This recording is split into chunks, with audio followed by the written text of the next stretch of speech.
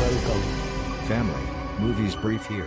Today, I'm going to explain a post-apocalyptic horror film called 28 Days Later. Spoilers ahead. Watch out, and take care. The movie begins with a group of radical animal rights activists storming into a laboratory. The lab has held different species of chimpanzees in captivity for medical research. The radical activists proceed to free the animals, but a lab staffer warns the group against it, alleging that the animals are infected with the highly infectious rage virus. However, the animal rights activists do not heed his advice and start releasing the chimps. Lo and behold, as soon as the chimps are released, they violently start attacking everyone in the lab, infecting them in the process.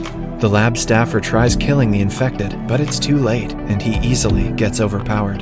The infection spreads rapidly through the activists and turns them into uncontrollable monsters in a matter of 20 seconds. The movie then fast-forwards to 28 days in the future.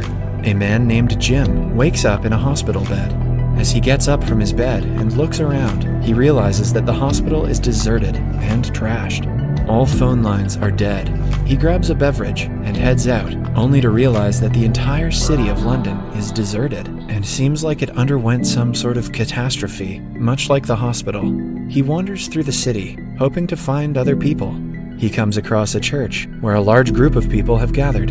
He calls out for them, only to get chased by people who seem to have turned into raging monsters. They follow Jim into the streets until he runs into two survivors, Selena and Mark. The duo throw DIY petrol bombs at the raging monsters, setting them on fire. They then finish the monsters off by using explosives and lead Jim into their hideout, a shop in the London Underground. It is revealed that Jim is a bicycle courier who met with an accident and went into a coma. While he was in a coma, the rage virus uncontrollably spread throughout the country, turning people into violent monsters and resulting in a societal collapse. There's no radio, electricity, TV, government, army, or police, and all that's left for consumption is candies and canned soft drinks. Selena speculates that the catastrophe has gone global. The revelation alarms Jim, and he insists on finding his parents.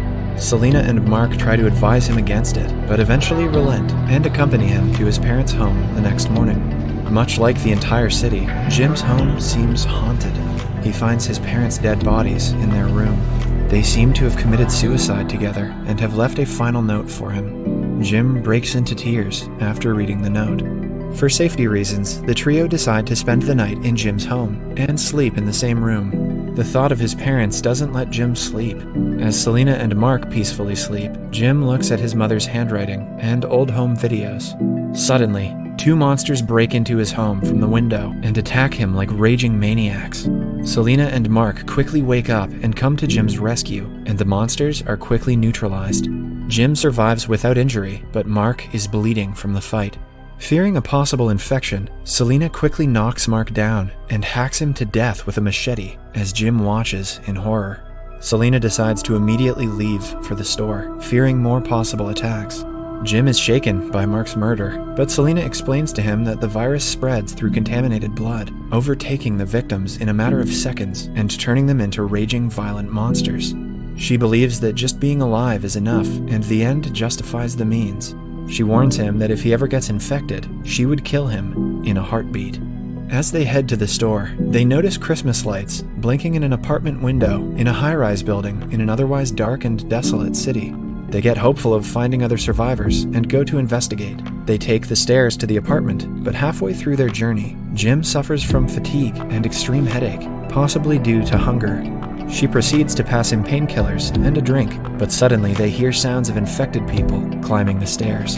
Panicking, the duo run upstairs and run into a man in police riot gear. The man directs the pair to his apartment while he blocks the infected.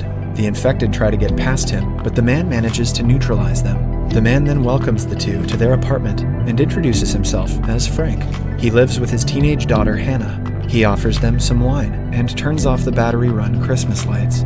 Selena and Jim spend the night at Frank's flat and privately discuss whether they should stay with them. Jim believes that they are good people, but Selena thinks that they will slow them down, and she would leave them behind in a heartbeat.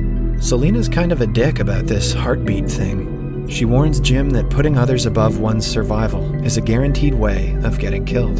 The next morning, Frank and Jim check the water they have left. The situation isn't looking good, as it has not rained in days, and Frank believes they won't be able to survive for long, holed up in the apartment. He then shows Jim and Selena a recording of a radio broadcast transmitted by soldiers. The soldiers, stationed near Manchester, claim to have found the answer to the infection and are calling survivors to come find them. Frank suggests they head to Manchester. Selena initially hesitates, but eventually agrees. The group then heads out in Frank's car.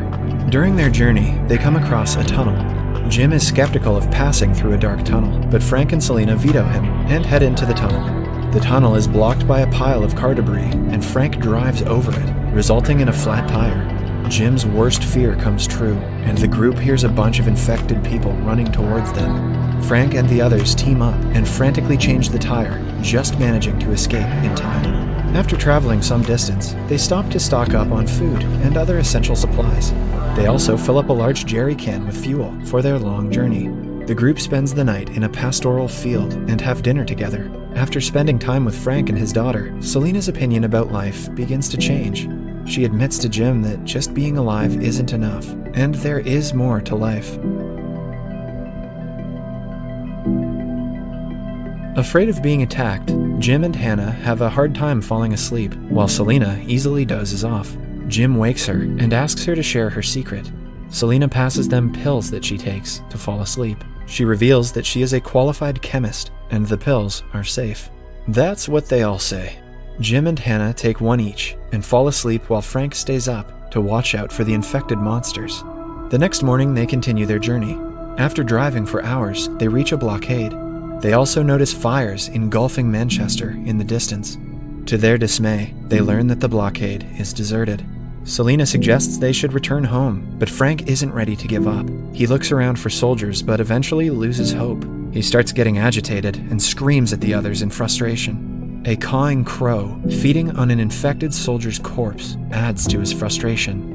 Frank kicks on the tin wall and tries to ward off the bird, but a drop of contaminated blood lands in his eyes instead. Realizing that he has been infected, Frank tells his daughter to keep away from him, but Hannah only grows worried and walks towards him as the virus begins to take over Frank's body.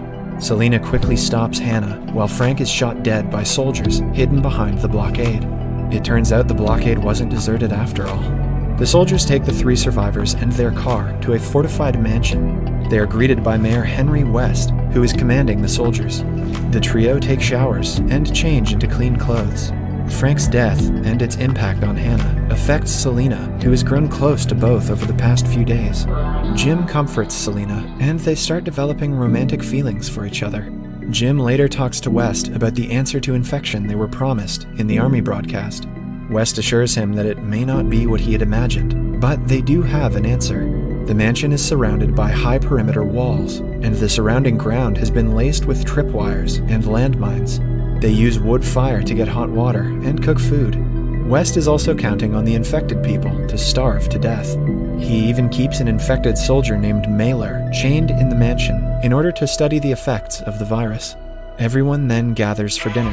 As people eat whatever the soldier cook has managed to put together, West has disagreements with his sergeant, Farrell, over post-infection life. After dinner, West takes Jim for a drink. West gives him a lecture about survival before revealing that he had promised to provide women to his soldiers. The soldiers aren't just waiting for the infected to die, they also plan to survive by forcing sexual servitude on the female survivors. Alarmed by the revelation, Jim attempts to flee with Selena and Hannah. Sergeant Farrell tries to help them, but unfortunately, the soldiers easily capture them and lock Farrell and Jim in a room. While imprisoned, Farrell speculates that the virus must not have spread beyond British borders. He points out that the virus takes over one's body so fast that it would be impossible for the infected to flee the island and spread the disease. The following day, 2 soldiers take Farrell and Jim into the woods to execute them. When one of the soldiers, named Jones, hesitates to shoot his sergeant, the other soldier shoots Farrell for him. This angers Jones, and he fights with the other soldier, while Jim runs off. He crosses over the wall and manages to get away. On the other side, he notices the contrails of a plane flying overhead, and becomes hopeful. Meanwhile, Selena and Hannah are ordered by West to become presentable to serve the soldiers and are taken to a washroom. Selena convinces the soldiers to give her some time to prepare Hannah. Suddenly, the sirens start going off. West learns that Jim had managed to flee and heads out to hunt him with one of his soldiers. Jim ambushes the soldier near the blockade and kills him. He then steals his gun and runs back to the mansion. At the headquarters, Jim releases the infected soldier Mailer from captivity. Mailer attacks the soldiers, and the two girls manage to flee, but Selena gets captured by another soldier. Mailer's bite creates another monster, and they start attacking other soldiers.